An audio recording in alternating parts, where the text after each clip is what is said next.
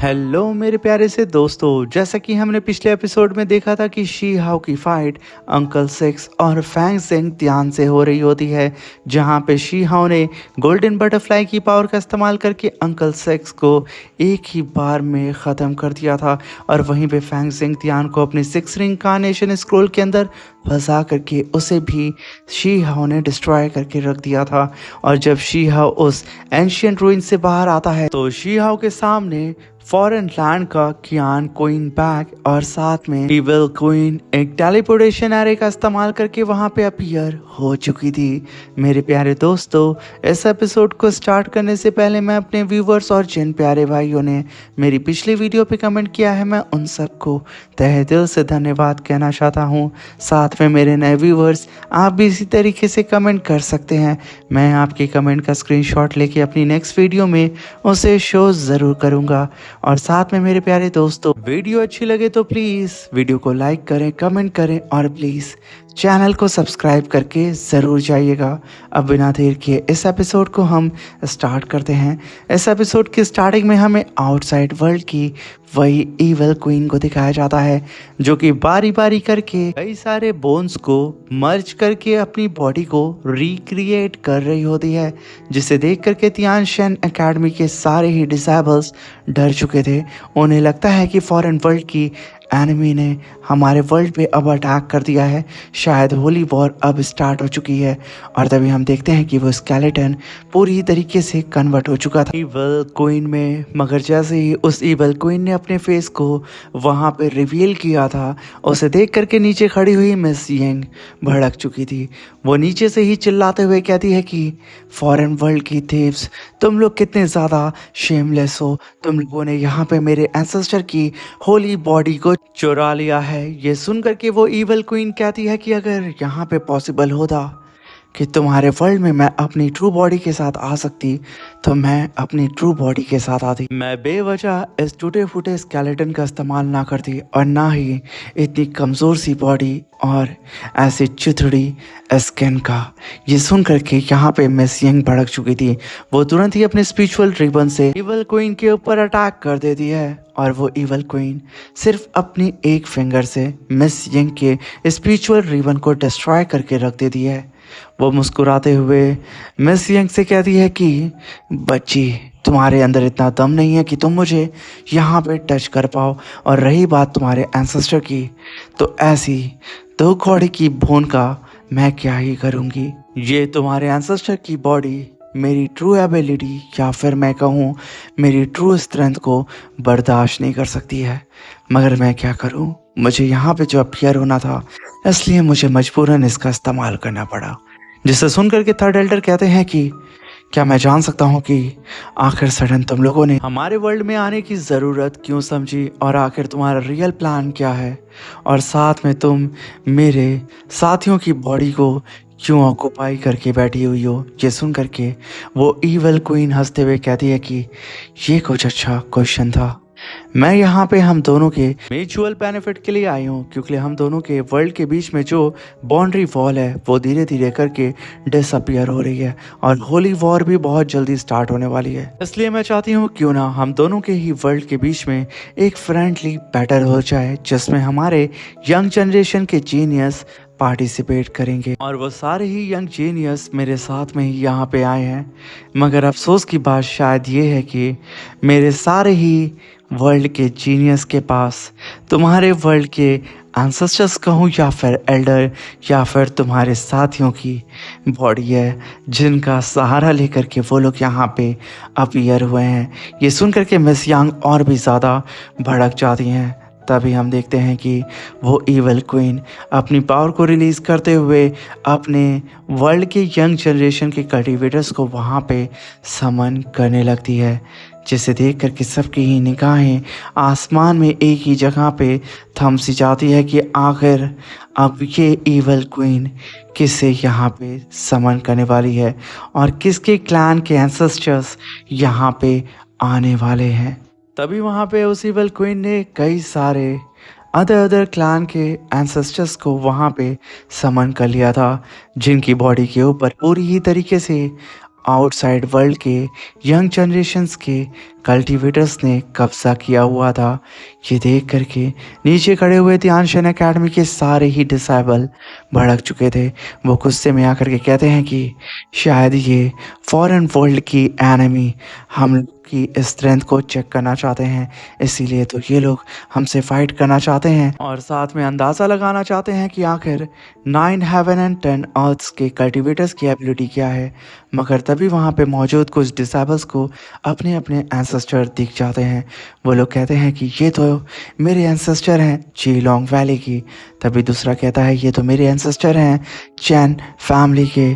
ऐसे कहते कहते सब के सब अपने एंसेस्टर्स को वहाँ पे पहचानने लगते हैं, जहाँ पे वो लोग कहते हैं हमारे सारे ही एंसेस्टर जब जुआन को वॉर छिड़ी थी उस वॉर में डिसअपियर हो चुके थे। मगर यहाँ पे उन सारे डिसेबल्स को समझ पे नहीं आ रहा होता है कि आखिर उनके एंसेस्टर्स की बॉडी इन फॉरेन वर्ल्ड के कल्टीवेटर्स के पास कैसे आ सकती है और वो लोग इन्हें काबू कैसे कर सकते हैं। तभी वहाँ पे इवल क्वीन कहती है कि जब तुम्हारे एंसेस्टर फॉरेन लैंड के अंदर हमसे फाइट करने के लिए आए थे तो ये लोग 10 फुट स्टोन चैम्बर के अंदर फंस चुके थे और इनकी जान बहुत ही बुरी तरीके से वहाँ पे जा चुकी थी। शी हाओ उन सारे ही एंसेस्टर की बॉडी को देख करके कहता है कि मैंने सेम डार्क वर्ल्ड में ऐसी ही बॉडीज़ को देखा था, जहाँ पे उस डार्क वर्ल्ड में ह्यूमंस की बॉडीज़ तो थी मगर उनकी बॉडी से उनकी सोल मौजूद नहीं थी। डार्क पावर से उन सारे ही बॉडी को कंट्रोल किया जा रहा था। इसका मतलब फॉरेन वर्ल्ड के ये सारे ही कल्टीवेटर्स डार्क पावर का इस्तेमाल करके हमारे एंसेस्टर्स की बॉडी को कंट्रोल कर रहे हैं। तभी वो इविल क्वीन थर्ड एल्डर से कहती है कि अगर तुम्हारे डिसेबल्स यहाँ पे फाइट करने के लिए रेडी हो जाते हैं तो मैं वादा करती हूँ कि मैं उनके सारे ही एंसेस्टर्स की बॉडी उन्हें वापस कर दूंगी और साथ में वो लोग इस फ्रेंडली फाइट में जीतते हैं या फिर हारते हैं हम लोग उन्हें सेफली तुम्हारे वर्ल्ड में वापस भेज देंगे। यहाँ पे किसी की भी जान नहीं जाएगी। यहाँ पे थर्ड एल्डर कुछ बोलते उससे पहले ही मिस यंग आगे आती हैं और थर्ड एल्डर से कहती हैं कि थर्ड एल्डर हम सभी लोगों के एंसेस्टर ने खुद को सेक्रीफाइस करके इन फॉरेन वर्ल्ड के एनिमी से फाइट किया था। आखिर हम कैसे उन्हें इस तरीके से बेइज्जत होता देख सकते हैं जब हमारे पास अपॉर्चुनिटी है कि हम इनसे फाइट करके अपने एंसेस्टर्स की बॉडी को वापस ले सकते हैं तो प्लीज़ हमें जाने दें। जहाँ पे थर्ड एल्डर कहते हैं कि फॉरेन वर्ल्ड के एनिमीज़ ने इन सारी सिचुएशन को पहले से ही प्रिपेयर करके रखा होगा। हो सकता है कि इनका वहाँ पे कोई बड़ा प्लान हो। तभी ध्यानशन एकेडमी के सारे ही डिसेबल एक साथ बोलते हैं कि थर्ड एल्डर हमें यहाँ पे बिल्कुल भी डर नहीं है इन फॉरेन वर्ल्ड के कल्टीवेटर्स से। हमें किसी भी कीमत पे अपने एंसेस्टर को इनसे वापस लेकर के आना है। हम उनकी बेइज्जती यहाँ पे बर्दाश्त नहीं कर सकते और यहाँ पे खड़े होकर के चुपचाप उन्हें बेइज्जत होता हुआ भी नहीं देख सकते हैं। भले इस बैटलफील्ड में हम सब मर क्यों ना जाएं मगर हम वहाँ पे बड़े ही शान से मरेंगे क्योंकि हम सब अपने एंसेस्टर के डिसेंडेंट हैं। अभी थर्ड एल्डर कहते हैं कि ठीक है मैं तुम लोगों को परमिशन देता हूँ मगर उससे पहले मेरी कुछ शर्तें होंगी। ये कहने के साथ थर्ड एल्डर वहाँ पे 10 रैलम ऑफ स्क्रोल को समन करते हैं, जहाँ पे वो स्क्रोल आसमान को फाड़ करके सीधा ही थर्ड एल्डर के पाम में आकर के रुकता है। थर्ड एल्डर उस स्क्रोल को जैसे ही ओपन करते हैं उस स्क्रोल के अंदर से न्यू वर्ल्ड क्रिएट होने लगता है। थर्ड एल्डर कहते हैं कि मेरे 10 रैलम स्क्रोल के अंदर एंशिएंट इमॉर्टल लॉ की पावर है और उसी तरीके से क्वाइन क्वीन बैग के पास ऐसी पावर है कि वो किसी भी चीज़ को अपने अंदर समाहित कर सकता है और जब इन दोनों ही एंशिएंट ऑब्जेक्ट की पावर एक दूसरे से मिलती है तो ये दोनों ही अपनी पावर से एक नए वर्ल्ड को क्रिएट कर सकते हैं। इसलिए तुम सब की फाइट इस नए वर्ल्ड पे होगी जिसका आधा कंट्रोल मेरे पास होगा और आधा कंट्रोल आउटसाइड वर्ल्ड के एनिमीज के पास होगा। ये सुनकर के वो इविल क्वीन मुस्कुराते हुए आसमान की ओर देखती है जहाँ पे क्वाइन क्वीन बैग और साथ में 10 रैलम स्क्रोल की फ्यूजन टेक्निक की वजह से जो पोर्टल ओपन हुआ था उस पोर्टल का इस्तेमाल करके वो अपने साथियों को लेकर के न्यू वर्ल्ड के अंदर चली जाती है, जहाँ पे थर्ड एल्डर अपने सारे ही डिसेबल से कहते हैं कि इस बैटल के अंदर कई सारे हिडन खतरे भी मौजूद होंगे और जिन खतरों का अंदाज़ा तुम कभी भी लगा नहीं सकते हो क्योंकि तुम्हारी कभी भी फाइट आउटसाइड वर्ल्ड के एनिमी से हुई ही नहीं है। इसलिए मैंने यहाँ पे टेलीपोर्टेशन एरे को इंस्टॉल कर दिया है। अगर तुम इस फाइट में हारते हो या फिर जीतते हो, अगर तुम वहाँ से निकलना चाहते हो तो ये टेलीपोर्टेशन है तुम्हें सीधे ही बॉर्डरलैंड में लेकर के आ जाएगा और कोई भी आउटसाइड वर्ल्ड का एनिमी तुम्हें फॉलो नहीं कर पाएगा।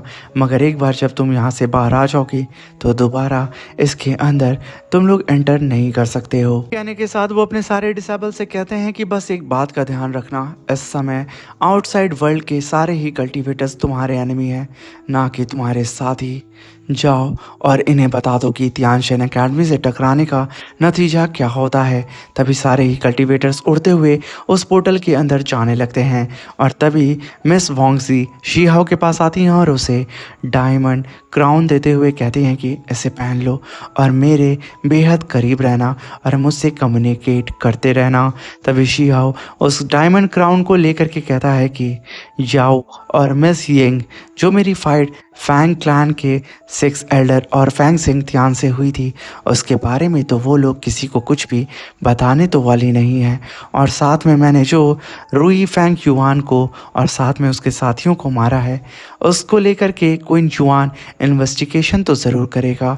इसलिए मेरे लिए बेहतर यही है कि मैं वोंग फैमिली को अपने सामने रख के उन्हें अपना कवर बना लूँ, क्योंकि जब मैं एक गार्ड रहूँगा तो कोई भी मुझ पे यहाँ पे शक नहीं करेगा कि मैंने ही उन सब को मारा है। ये कहने के साथ शीहाओ मिस वोंगजी के पीछे पीछे उस टेलीपोर्टेशन एरे के अंदर चला जाता है, जहाँ पे अदर डिसेबल भी उस न्यू वर्ल्ड के अंदर एंटर काफ़ी तेज़ी से करने लगते हैं और थर्ड एल्डर बाहर रह करके उन सब को ऑब्जर्व कर रहे होते हैं। तभी सीन शिफ्ट होता और हमें जुआन को दिखाया जाता है जो कि अकेले उस वर्ल्ड के अंदर घूम रहा होता है। तभी फॉरेन वर्ल्ड की एनिमी जिसके पास चीते की पावर होती है वो चारों ही तरफ जुआन की घूमने लगती है, जिसकी वजह से जुआन तुरंत ही अपने डोमेन को चारों ही तरफ फैला देता है, जिसे देख करके वो फॉरेन वर्ल्ड की एनिमी मुस्कुराते हुए एक काफ़ी पावरफुल अटैक को जनरेट करती है और वो मल्टीपल बीस्ट को समन करके जुआन के ऊपर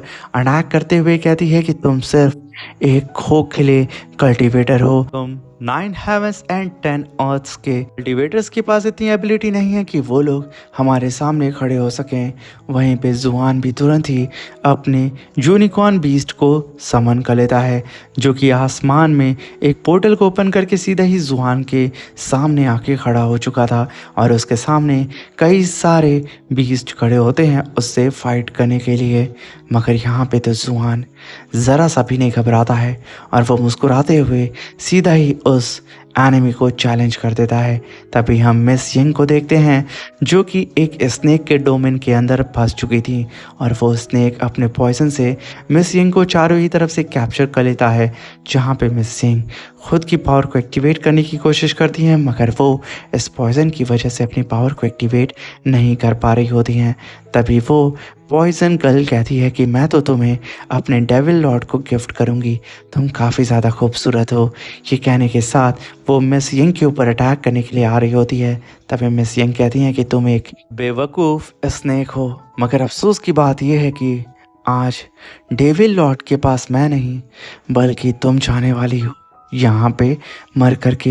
ये कहने के साथ मिस यिंग अपने डोमेन को वहाँ पे जैसे ही रिलीज करती हैं उस स्नेक गर्ल का डोमेन वहाँ पे पूरी ही तरीके से डिस्ट्रॉय हो चुका था।